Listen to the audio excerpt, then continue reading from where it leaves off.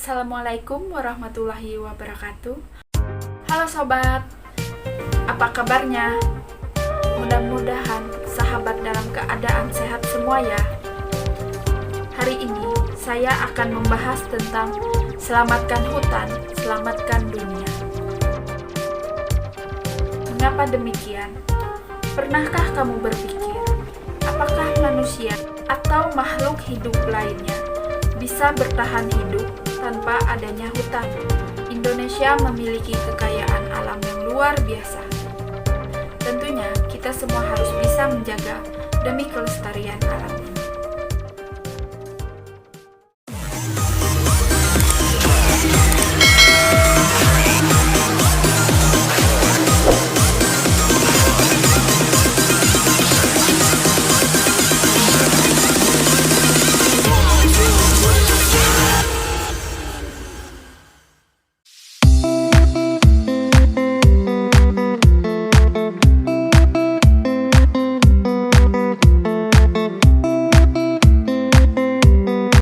Apakah kalian tahu apa yang dimaksud dengan lingkungan?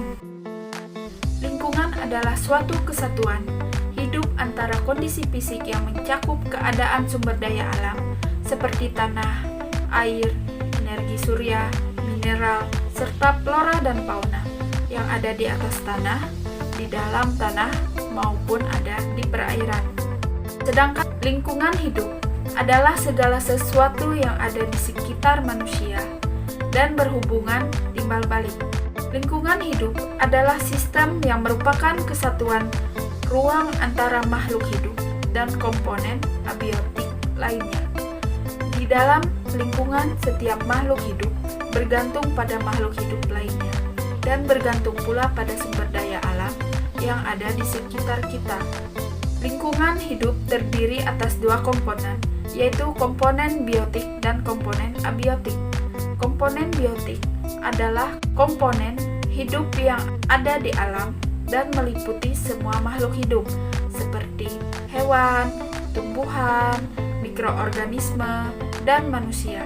Sedangkan komponen abiotik adalah seluruh unsur yang tak hidup, misalnya tanah, air, dan udara. Hutan Indonesia merupakan hutan yang menduduki urutan ketiga terluas di dunia, dengan hutan tropis dan sumbangan dari hutan hujan atau rainforest, Kalimantan dan Papua.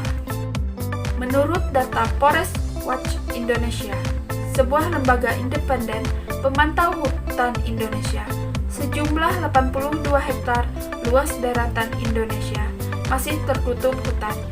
Hutan tropis di Indonesia menyimpan banyak potensi energi mikrobiologi yang sangat diperlukan dunia. Energi mikrobiologi hanya dapat ditemukan di hutan hujan tropis dan keanekaragaman hayati. Salah satu kekayaan alam yang ada di Indonesia yaitu luasnya hutan di Kalimantan. Hutan yang luas di Kalimantan memberikan organ oksigen untuk lingkungan sekitar. Pohon, seperti yang kita ketahui, adalah sumber oksigen bagi kehidupan manusia dan makhluk hidup lainnya.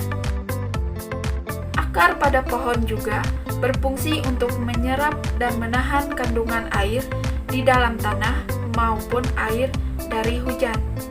Jika tidak ada hutan, maka hidup akan kekurangan jumlah oksigen dan menimbulkan bencana alam. Melihat betapa pentingnya hutan bagi masa depan, namun memprihatinkan mengingat laju kehilangan hutan di Indonesia begitu cepat. Menurut data yang dilansir dari Lembaga Penerbangan dan Antariksa Nasional, hutan di Kalimantan mulai berkurang. Data menunjukkan bahwa dari tahun 2010 sampai 2020 terjadi penyusutan luas hutan primer, hutan sekunder, sawah, dan semak belukar. Terdapat pertanyaan yang berbunyi, mengapa hutan di Kalimantan terus berkurang? Salah satunya yaitu pengalihan lahan hutan. Menurut dari Lapan, diketahui bahwa berkurangnya hutan diikuti dengan pembukaan lahan sawit secara terus-menerus. Sungguh miris sekali melihat kondisi hutan yang digunduli dan ditanami tanaman kelapa sawit. Pembukaan lahan perkebunan ini menyebabkan laju perubahan iklim yang semakin meningkat. Banyak orang yang menyayangkan pengalihan lahan hutan menjadi lahan perkebunan. Ambisi Eropa mengurangi jejak karbon menjadi petaka untuk hutan Indonesia. Demi membuat bahan bakar kendaraan yang ramah lingkungan, benua biru itu mengimpor minyak sawit di Indonesia dalam jumlah besar. Berkurangnya hutan juga membuat habitat dan populasi terancam. Pembalakan hutan serta kebakaran hutan menjadi ancaman utama bagi habitat dan populasi orang hutan di Kalimantan. Menurut data tahun 2008, di Kalimantan hidup sekitar 56.000 orang hutan di alam liar. Namun, akibat pembalakan hutan dan perpah dengan kebakaran hutan yang terjadi setiap tahun, populasi orang hutan saat ini diperkirakan tinggal 30.000 sampai 40.000 ekor saja.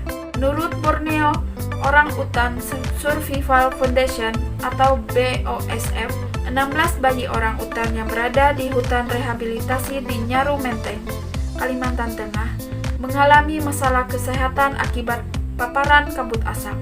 Belum ada informasi berapa ekor orang hutan yang menjadi korban tewas akibat kebakaran hutan. Namun, BOSF meyakini banyak orang hutan yang tidak mampu menyelamatkan diri dari kebakaran yang melanda hutan. Sejak kabut asap yang dipicu kebakaran hutan terjadi, orang hutan juga kerap terlihat masuk pemukiman warga. Sebenarnya, orang hutan dikenal sebagai hewan pemalu dan berusaha untuk menghindari kontak dengan manusia. Tetapi, karena habitatnya rusak atau musnah akibat kebakaran hutan, kini orang hutan turun hingga ke permukiman penduduk untuk mencari makan dan bertahan hidup. Hutan Indonesia menyimpan keragaman hayati paling kaya di bumi dengan 30 jenis flora dan fauna. Sebagai paru-paru bumi, hutan tidak cuma memproduksi oksigen, tapi menyimpan gas rumah kaca. Apa itu fungsi hutan? Fungsi hutan yang pertama adalah untuk menjaga iklim di bumi.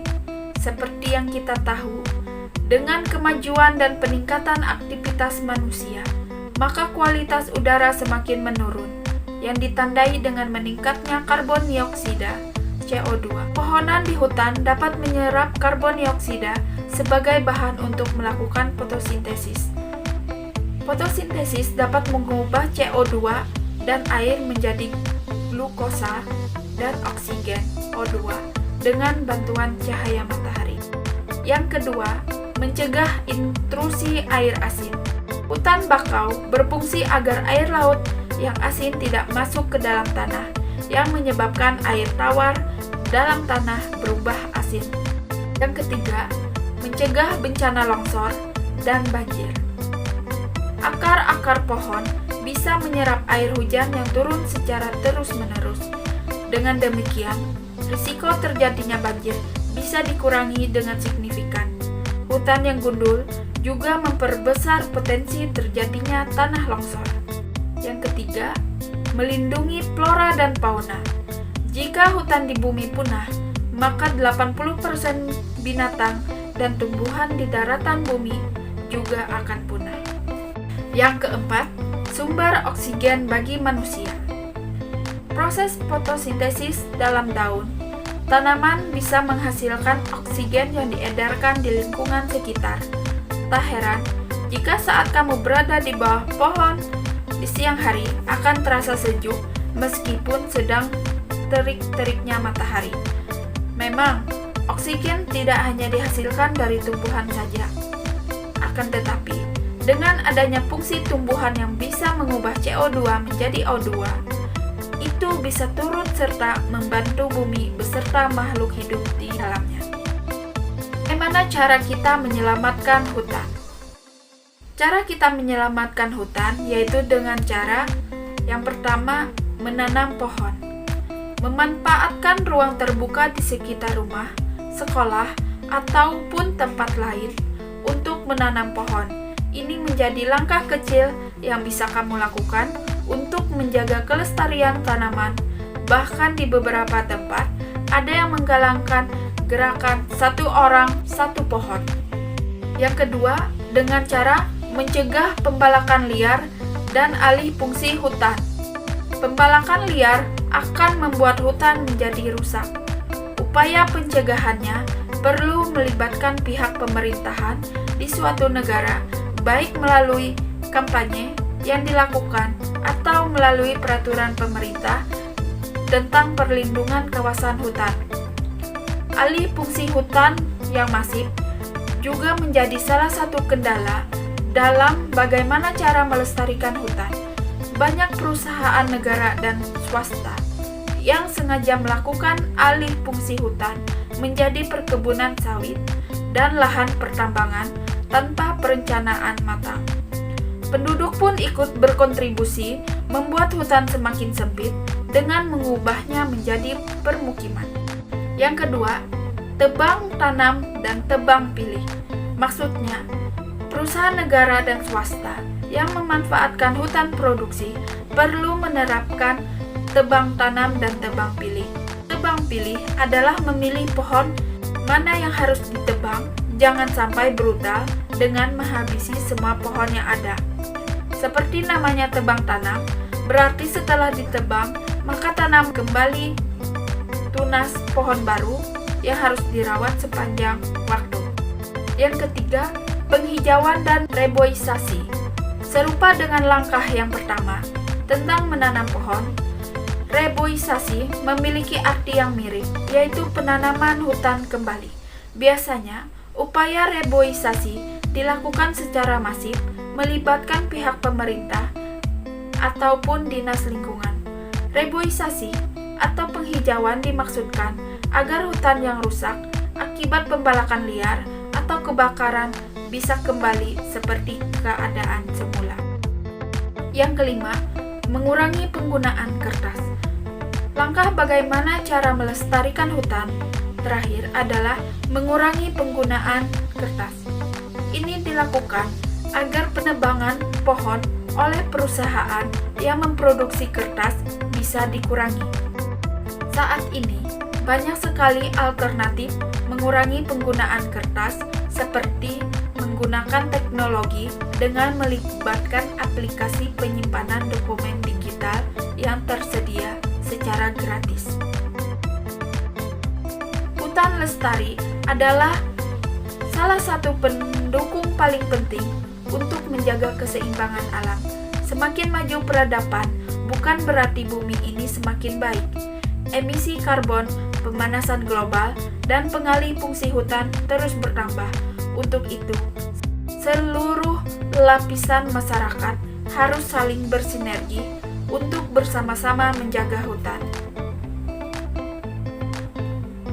Ayo bantu kurangi kerusakan hutan.